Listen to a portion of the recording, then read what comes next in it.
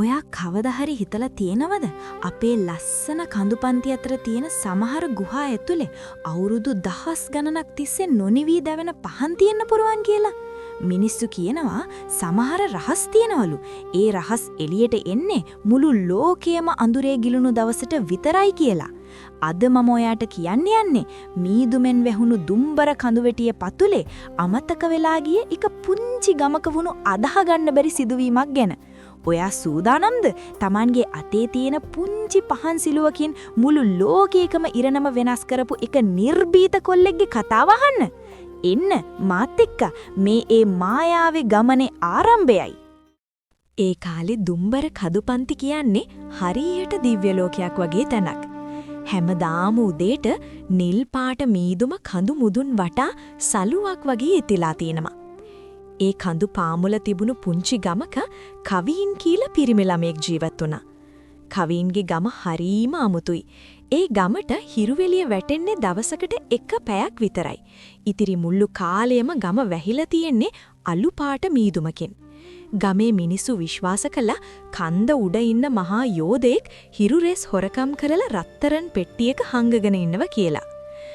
ඒක දවසක් කවීන්ගේ නංගිට හරීම අමාරු වුණා. ඇයව සනීප කරන්න නම් කඳු මුදුනේ විතරක් හැදෙන සූර්යකාන්ත මල කරන් එන්න ඕනේ. හැබැයි ඒ මල පිපෙන්නේ හිරුවෙලිය වැටුණොත් විතරයි. කවීන් තීරණය කළා කන්ද උඩට යන්න. බය නැතුව ඉන්න නංගි. ඔයාව ඉක්මනට මම සනීප කරනවා. එයා යන පාර හරීම භයානකයි.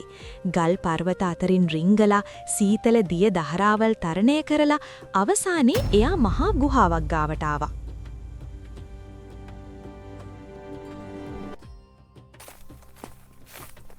ඒ ගුහාව ඇතුලේ හිටියේ සුදු රැවුලක් තියෙන ඇස් දෙක තරු වගේ දිලිසෙන මහලු තාපසෙක්. ඔහුගේ අතේ තිබුණේ එක පුංචි මැටි පහනක්. හැබැයි ඒකේ ගින්දර තිබුණේ නැහැ. පුතේ, තාපසයා හෙමින් කිව්වා, මේ පහන පත්තු වෙන්නේ තෙල් වලින් නෙවෙයි. මේක පත්තු වෙන්නේ ඔයාගේ හදවතේ තියෙන අවංකකමින්. ඔයා මෙතෙක්කල් හංගගෙන හිටපු කාටවත් කියන්න බය වුණු ඇත්තක් මේ පහන ඉස්සරහා කියන්න. එතකොට මේකෙන් පිටවන ආලෝකය හිරු එළියටත් වඩා ප්‍රබල වෙයි. කවීන් එක පාරටම බය වුණා. එයාට මතක් වුණා මීට අවුරුද්දකට කලින් ගමේ පන්සලේ තිබුණු රත්තරන් පිළිමය අතපසු වීමකින් එයා අතින් බිඳුණු වෙලාවේ. බයටම එයා ඒක හැංගුවා. කවුරුත් ඒක දැනගෙන හිටියේ නැහැ. ඒත් ඒ රහස කවීන්ගේ හිතට මහා බරක් වෙලා තිබුණේ. කවීන් පහන අතර ගත්තා. එයාගේ දැස් වලින් කඳුළු කඩාගෙන වැටුණා. ස්වාමීනි, මම වැරද්දක් කළා. මම මේ පිළිමය කැඩුවා. ඒත් මම කාටවත් කිව්වේ නැහැ. එයා ඒ සත්‍ය මුළු හදවතින්ම ප්‍රකාශ කරපු සැනින් අර මැටි පහනින් මහා රත්තරන් පාට ආලෝක ධාරාවක් විහිදෙන්න ගත්තා. ඒ ආලෝකය ගුහාවෙන් එළියට ගිහින් මුළු දුම්බර කඳුවැටියම ඒකාලෝක කළා. අර යෝධයා හංගගෙන හිටපු හිරු රැස් පවා ඒ ආලෝකය ඉස්සරහා පරාජය වුණා.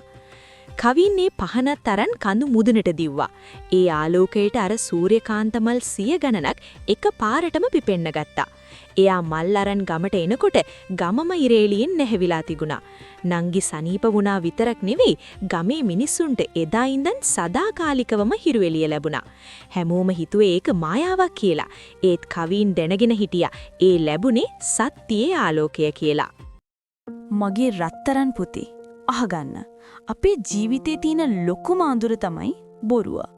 අපි වැරද්දක් කරලා ඒක හංගගෙන ඉන්නකොට අපේ හදවත අඳුර වෙනවා. ඒ අඳුර නිසා අපිට ලෝකේ තියෙන ලස්සන පේන්නේ නැහැ. හැබැයි ඔයා කොයිතරම් අමාරු වුණත් ඇත්ත කතා කරනවා නම් ඔයාගේ හදවත අර මැටි පහන වගේ දීප්තිමත් වෙනවා. ඒ ආලෝකයට පුළුවන් ඕනෑම මහා අඳුරක් පරාජය කරන්න. මතක තියාගන්න. ලෝකෙ දිනන්න නම් ඉස්සෙල්ලාම Tamanගේ හදවතේ තියෙන අඳුර පරද්දන්න ඕනේ. ඒකට තියෙන එකම ආයුධේ අවංකකමයි.